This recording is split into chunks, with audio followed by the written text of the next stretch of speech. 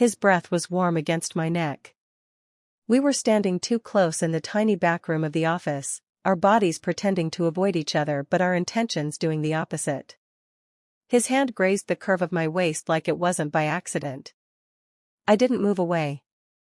Instead, I looked up at him, my heart thudding so loudly I thought he could hear it. The air between us thickened. One more second and I knew I'd break. And then he touched me, lower.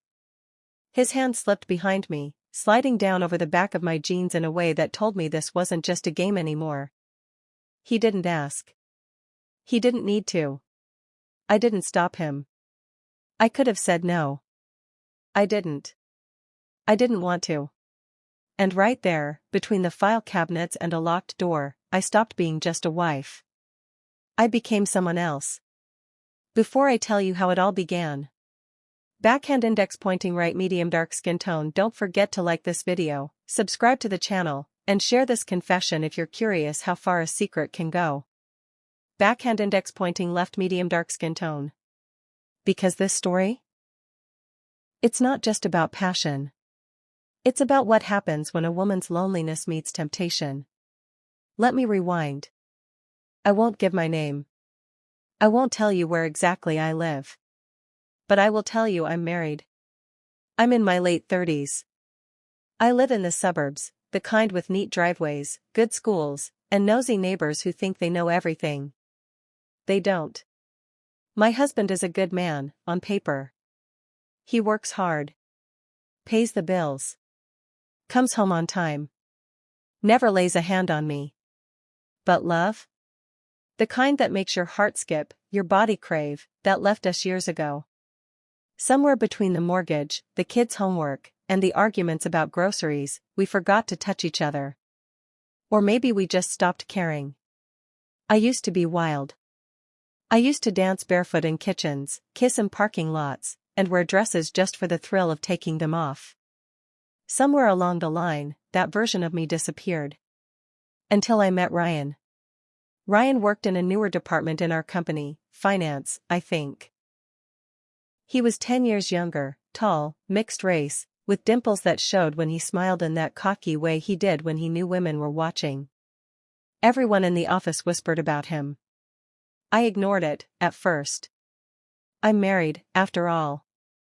Or at least, that's what I told myself. The first time he talked to me, it was casual. I had dropped a file on the floor in the hallway, and he picked it up.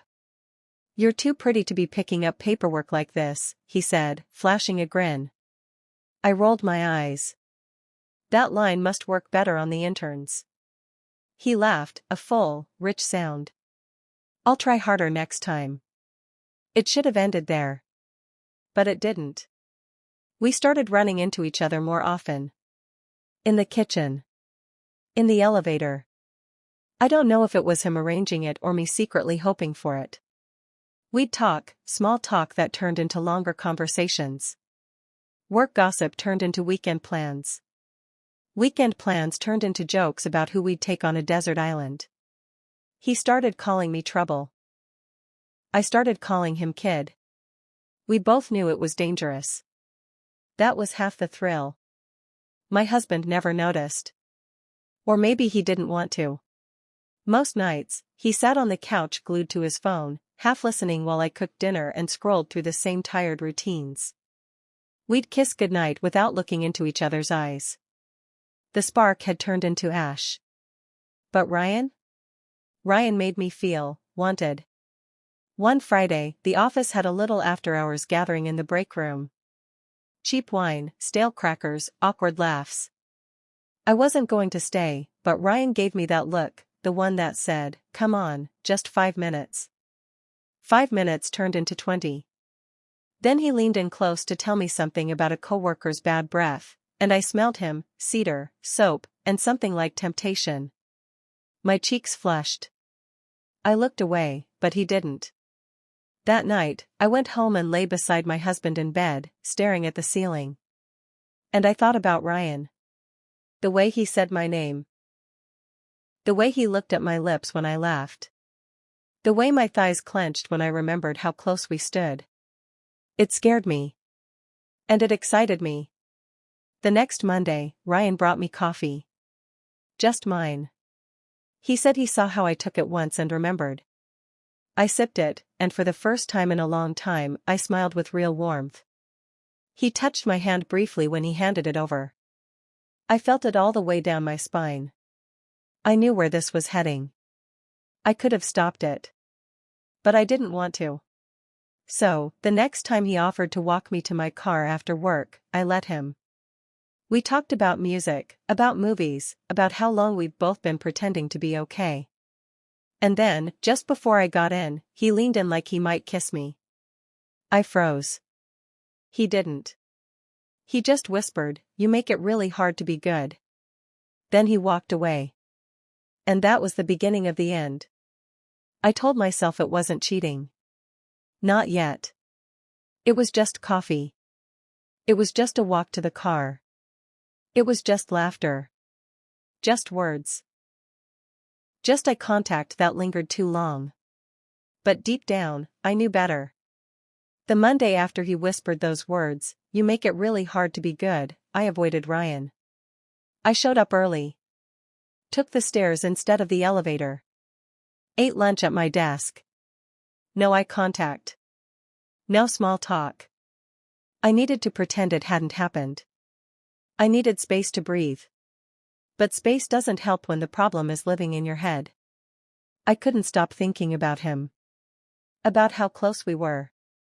About how his voice dropped when he talked to me like I was someone special. My body ached in ways I hadn't felt in years. The kind of ache that came from being looked at like you were more than just someone's wife, someone's mom, someone's background noise. By Wednesday, he showed up beside my desk like nothing ever happened. Coffee in hand. Smile on his face. "You still take 2 sugars and a little cream, right?" he asked. I looked up, flustered. "You shouldn't keep bringing me coffee, Ryan." He leaned down slightly.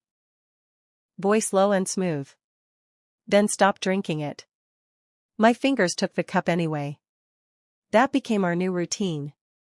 We never talked about that moment outside my car. We pretended we were just friendly. And maybe we were, until the touches got longer. His hand on my back when I walked by. His fingers brushing mine when he handed over papers. The way he'd say, "Damn, you smell good," even when I wasn't wearing perfume. It became a game. One I couldn't stop playing. My husband noticed none of it. Or maybe he did and didn't care. I'd come home late from work and he'd barely ask why. If I said I stopped to get groceries, he nodded. If I said there was a staff meeting, he grunted. We hadn't had sex in months. Maybe even a year. I honestly lost count. I think I started dressing differently, just for Ryan. Tighter blouses. Lip gloss. Little details no one else noticed. But he did. Every time. "You know," he said one afternoon, "I never understood why a woman like you would marry a man like that." I frowned. "You've never met him." He shrugged. "I've seen how you talk about him. Or don't." I didn't reply. But the next day, I wore a red blouse that hugged my body just a little too well. One rainy Friday, things shifted. The storm came out of nowhere, heavy clouds, thunder shaking the windows. The office shut down early, people scrambling to beat traffic. I stayed behind to wrap up reports, and by the time I looked out the window, the streets were flooding. Ryan knocked gently on the glass wall beside my desk. "Still here?" I nodded. "Just finishing." "I'll wait." No point driving in that mess alone. I hesitated. "You don't have to." "I want to." 10 minutes later, we were in his car, the storm pounding like a drum on the roof. The windows fogged up instantly. The scent of rain mixed with the musk of his cologne and leather seats. He turned to me. "Wanna wait it out somewhere dry? There's a cafe a few blocks down. There's no power in half the city." He smirked. "Then maybe, your place?" It was reckless. It was dangerous. It was exactly what I wanted to hear. My husband's not home, I said without thinking. He's out of town for a few days. Ryan didn't respond. He just put the car in drive. When we got to the house, I led him inside like I'd done it 100 times. Like this was normal. My hands were shaking, but I pretended not to notice. I offered him a towel and he laughed, running it through his wet hair. I didn't think you'd actually say yes, he said. I tried to act casual. It's just a little rain. But we both knew it wasn't about the weather. He followed me into the kitchen. The lights flickered once, then died. The room went dim. I turned on the flashlight from my phone, placing it on the counter. A soft glow lit the space in amber shadows. You're really beautiful, you know, he said, voice quieter now. You should go, I whispered. He stepped closer. Do you want me to? I didn't answer. Because if I said it, it'd be a lie. His hand brushed my cheek. He tucked a strand of wet hair behind my ear. My breath caught. He leaned in slowly, giving me every chance to pull away. I didn't. His lips met mine like a secret unfolding, warm, slow, patient. But hungry. The kiss deepened, and I felt his hand press against my lower back, drawing me closer. Our bodies molded, fitted, pressed into each other like we'd done it 100 times in our minds. He lifted me onto the kitchen counter without breaking the kiss. My legs wrapped around him instinctively. It didn't go further that night. Not all the way. Somewhere in the haze of breathless touches and soft moans, I whispered, I can't. Not yet. He nodded. Kissed my forehead. Held me there like I was something fragile. And then he left. That night, I lay in bed thinking about his lips, his hands, the way he looked at me like I wasn't invisible. My husband called to say goodnight. I said it back. But I didn't feel it.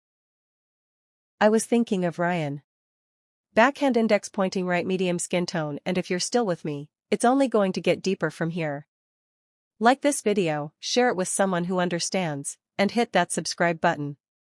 I'm not done confessing. Backhand index pointing left, medium skin tone. You know that moment when the line finally disappears? When there's no more pretending it's innocent. No more blaming the rain, or the mood, or the silence between two people who are already too close. That moment came on a Thursday. I opened my front door and let him in, not just into my house, but into the part of me I had kept hidden for years. The part that craved, burned, ached to be touched, seen, devoured. And he didn't hesitate. It had been almost a week since the night of the storm, the night he kissed me in my kitchen while the city went dark. We hadn't spoken much after that. Just a few work emails. A stolen glance in the hallway. But the tension between us was thick, heavy, unsaid. That morning, I left home wearing lace underwear. I hadn't worn them in years. I didn't put them on for my husband. I wore them for the chance that today would be the day Ryan touched me again. He sent me a message around noon. Lunch? Just us? I replied. Your place or mine? He didn't answer right away. But 2 hours later, as I was walking toward my car, he was already there, leaning on the passenger door, smiling like the devil in a dress shirt. Mine, he said. But only if you ask nicely. I rolled my eyes. Yours. Please. His apartment was small, clean, decorated like a man who had a sense of style but not much to hide. Dark leather couch. A bar cart in the corner. Dim lighting even at midday. He poured wine. I didn't need it. I stood by the window, arms folded, trying to act calm. So, he said, handing me the glass. Still nervous? I sipped. Should I be? He stepped closer. You invited me in, remember? I didn't say anything. I just put the wine down. And then I kissed him. It wasn't sweet this time. It wasn't gentle. It was hungry. Years of being untouched, unnoticed, unkissed, came spilling out of me in that moment. I clutched at his shirt. He pulled me against him like he'd been starving. And I swear, I felt my entire body light up when he grabbed my hips and lifted me. He carried me to the bedroom, and I didn't say a word. I didn't stop him. His hands moved like he'd memorized me. Down my arms, across my back, under my blouse. When he unhooked my bra, I didn't flinch. When he kissed the inside of my thigh, I moaned out loud. When he finally slid his hands lower, cupping me like I was the last woman on earth, I knew I wasn't going back. He didn't ask. I didn't speak. But every part of my body said yes. Yes to being wanted. Yes to being touched. Yes to feeling something other than boredom and duty. We didn't stop until the sun had started to fall. I lay there afterward, tangled in his sheets, my hair damp with sweat and guilt. He traced circles on my bare hip, his body still warm next to mine. Was it worth it? He asked. I didn't answer right away. I looked at the ceiling. At the cracks in the paint. At the shadow of my own reflection in the darkened window. Then I turned to him. Yes, I whispered. It was. He leaned in and kissed my shoulder. I want more. I can't promise you anything, I replied. He didn't argue. He just nodded, kissed me again, and pulled me closer. On the drive home, my phone buzzed. A message from my husband. Need anything from the store? I'll be home by 7. I stared at it for a full minute. Then I typed back. No. Everything's good here. And in that moment, I realized I had become the woman I used to judge. The woman who lies. The woman who cheats. The woman with a secret. And I didn't even feel bad. That night, as I cooked dinner and smiled through small talk, I felt like two people. The wife. The homemaker. The one who folds laundry and kisses kids goodnight. And the other woman. The one who moaned under Ryan's weight just hours before. The one who begged for more. The one who didn't say no. Backhand index pointing right medium skin tone. If you're still here with me, you know this story isn't just about sex. It's about secrets, about loneliness, and about how easy it is to fall when no one's watching. Like this video. Share it. Subscribe. There's more to come. Backhand index pointing left medium skin tone. They say the first time is the hardest. The second time? That one is easier. Smoother. Dirtier. Because now, it's no longer about guilt. Now it's about hunger. I thought maybe what happened between me and Ryan was a one-time thing. A moment of weakness. A lonely housewife finally crossing a line she'd danced on for too long. But the truth? I wanted more. And the next time, I didn't even pretend to fight it. It started with a message. Same place. Friday. 2 p.m. I want to taste you again. I stared at it while standing in line at the grocery store, with a cart full of family-sized cereal and organic milk for the kids. And I smiled. Right there between diapers and canned soup, I smiled like a woman with a dirty secret in her pocket. I replied. I'll be there. Leave the door unlocked. Friday couldn't come fast enough. That morning, I told my husband I was spending the afternoon at a spa with a friend from church. He barely looked up from his phone. Take your time, he said. You deserve it. I kissed his cheek and walked out the door wearing lace under my jeans again. But this time, I didn't do it for the thrill. I did it for Ryan. His apartment was dim when I walked in. Jazz music played low. He met me at the door and closed it behind me without a word. He didn't ask how I was. He didn't ask if I was sure. He kissed me like he'd been waiting all week. And I melted into it like I'd belonged to him for years. He stripped me slow, unbuttoning each layer like he was unwrapping a forbidden gift. My blouse hit the floor. My jeans followed. He knelt in front of me like I was something to worship. When his hand slid up my thighs and found that lace. I didn't flinch. I didn't say stop. I didn't pretend. I opened for him. This time, there was no holding back. He didn't go slow. And I didn't want him to. We didn't talk much. We didn't need to. Our bodies knew what to say. His mouth traced every inch of my skin like he was memorizing it. My fingers dug into his shoulders. My legs wrapped around his waist. The headboard hit the wall, and I didn't care. I cried out his name. I bit my lip so hard I tasted blood. I came undone beneath him. Twice. And when it was over, I lay there naked and still trembling, his arm across my waist. "You're addicted," he whispered into my ear.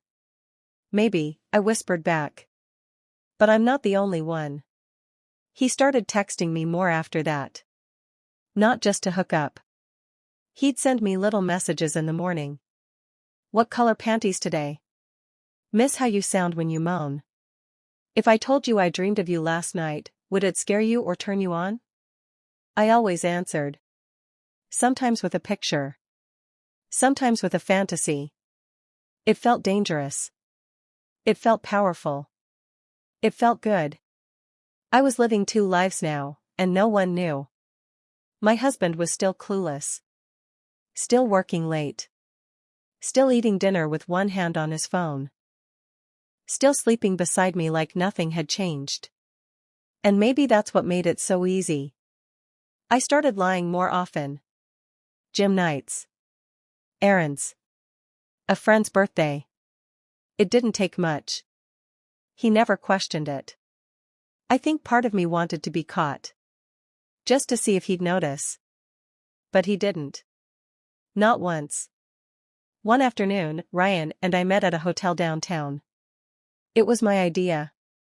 "I want to feel like someone's dirty little secret," I'd said. He booked the room that same day. I wore a long coat with nothing underneath but thigh-high stockings and a black bra.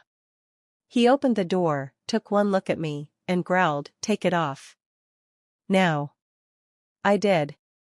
And what followed wasn't making love. It was raw. Loud. Filthy. I was on my knees, bent over the bed, against the wall. He marked me with his teeth. I scratched his back until it bled. It was the most alive I had felt in over a decade. Afterward, we lay there, both sweaty, breathless, tangled in hotel sheets that didn't belong to us. He looked over at me. "You ever think about leaving him?" he asked. I turned my head slowly.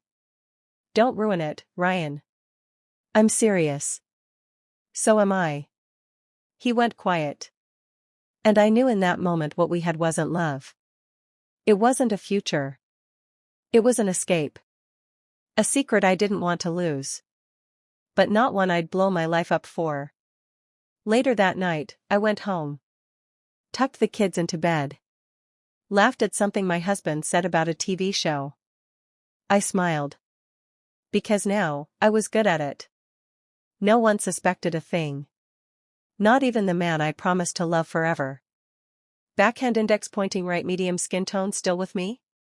Then you know this is no fairy tale. It's the story behind the smiles, and the moans. If this hit you deep, go ahead and like this video, share it, and subscribe to the channel. Backhand index pointing left medium skin tone. It's been over 6 months now. 6 months since Ryan first touched me. 6 months of stolen hours, unlocked hotel rooms, text messages that I delete seconds after reading them. 6 months of faking smiles at home while giving my real body, my real hunger, to someone else. And no, my husband still doesn't know. No one does. Which is why I'm sharing this anonymously. Not to confess. Not to apologize. But because I need to tell someone the truth. Even if I can't put my name to it. I used to think cheating was black and white. Good wives don't cheat. Bad ones do. Simple. But life is never that clean. I didn't plan for this to happen. I didn't go looking for it. I didn't want to fall into someone else's bed. I didn't want to feel his tongue tracing the curve of my spine, his voice calling me baby in a way that made my knees shake. I didn't want it, until I tasted it. And once I did, I couldn't stop. Not because Ryan is perfect. He isn't. He's cocky, impatient, and younger than I ever thought I'd touch. But with him, I remember who I used to be. Before the ring. Before the routines. Before I became just mom, wife, dinner maker, laundry doer, errand runner. With him, I'm just me. The woman who likes her hair pulled. The woman who moans into pillows. The woman who walks around naked, unashamed, because she knows someone wants her that way.